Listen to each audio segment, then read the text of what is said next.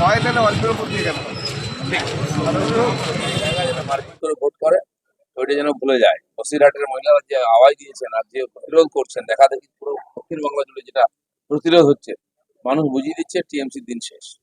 দাদা, ঝাড়গ্রামে তো সভা মঞ্চে যেটা দেখা গেল যে মুখ্যমন্ত্রীর হাওয়াই চটি ছিঁড়ে গেল, তিনি সেফটি পিন লাগাচ্ছেন এবং সেটা লাগাতে গিয়ে হাতিকে ফুটিয়েও ফেললেন। দাদা, এই সবই সমস্ত কিছু ড্রামা। আমার জুতো নাই, আমার চপ্পল নেই, আমার বাড়ি নেই, আমার গাড়ি নাই, এবার বলে আমার কাছে ভোট নেই। এইসব সিম্প্যাথি ভোট করে দিন জিতে এসেছেন। এইসব দেখে মানুষ দেখলো যে এই করতে করতে আমাদের কাছ থেকে সব কেড়ে নিল, ওদের সব আছে। আর দাদা, মানে রাজ্যের মন্ত্রী শশী বাজার তিনি তো বলছেন যে আপনি হেরে যাচ্ছেন এবং সুকান্ত মজুমদার তারাও হেরে যাচ্ছে। মানে অনেকে আজকাল জ্যোতিষ চর্চা করছেন নাকি টিএমসি কটা সিট পাবে ভাবো।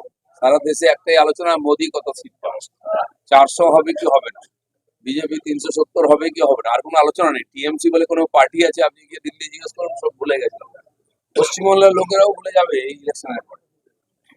দাদা, শাহজাহানের সাম্রাজ্য, সেখানে তো সিবিআই ক্যাম্প হচ্ছে, মানে এটা করে কতটা ওখানকার মহিলার উপকৃত হবে? আপনারা দেখছেন মহিলারা রাত জেগে জেগে পাহারা দিচ্ছেন, নিজের বাড়ি পাহারা দিচ্ছেন এবং ওনারা ভোট পাহারা দিচ্ছেন। এতদিন ওখানে একতরফা ভোট হতো, শাহজাহান বলে দিত আর যারা তাদের লোক গিয়ে ভোট দিয়ে আসতো। আজ শাহজাহান নাই, তার ভাই এবং আর গুন্ডারা সব হুমকি দিচ্ছে বাড়ি বাড়ি গিয়ে।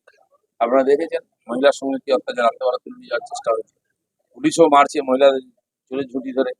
তো ভয় দেখানোর চেষ্টা চলছে ওই সব ভোটগুলো লুট করার। কিন্তু আমি বলে দিচ্ছি, ভোটের দিন দেখবেন টিএমসি কে খুঁজে পাবেন না, লোকে ভোট দেবে যেমন বাকি জায়গায় দিয়েছে, আর বিজেপি ওখান থেকে বিরাট লিড।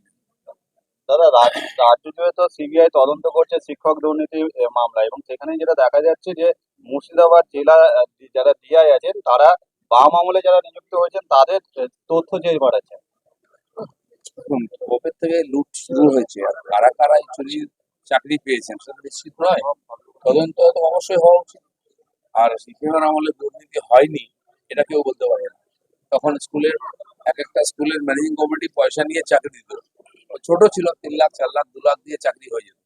ম্যানেজিং কমিটি ইন্টারভিউ নিত, তারা ডিসিশন নিত, বলতো স্কুল ডেভেলপমেন্ট ফান্ড বলে 3-4 লাখ টাকা নিয়ে নিত। বহু লোক চাকরি পেয়েছেন তখন। এবার এসএসসি পরীক্ষার পরে যে ধরনের আর এই ধরনের চুরি করা হয়েছে সেটা তথ্য প্রমাণ এসে গেছে, তো তদন্ত তো হওয়া উচিত। দাদা, দেশ তথা রাজ্য জুড়ে দেশে কখনো বলা হচ্ছে বিজেপি 214, কখনো 270 মেজরিটি পাবে না, রাজ্যেও একই কথা বলা হচ্ছে। তো মানে একটা জ্যোতিষ চর্চা চলছে। আমি বলছি বিজেপি নিয়ে ভাবার দরকার নেই। মোদি বলেছেন লোক ভোট দিয়ে 400 করে দেবে। আপনাদের কত সিট থাকবে? আপনারা কি মার্কেটে থাকবেন? অনেক পার্টি গতবার উঠে গেছে।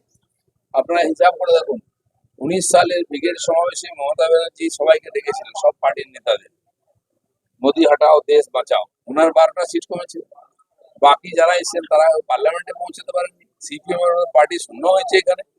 আর তাই কেউ মমতা ব্যানার্জি করে ডাকছে না, সারা দেশে কেউ ডাকে না। যদি ইন্ডিয়া অ্যালায়েন্স থাকে, আর মমতা ব্যানার্জি এত পপুলার লিডার, দু একটা রাজ্যে যেতে পারতেন। এখানে নেই অ্যালায়েন্স সাইড, কেন ডাকেনি? উনি যেখানে যাবেন সেখানে শুকিয়ে যাবে। অখিলেশ কোথায় আছে?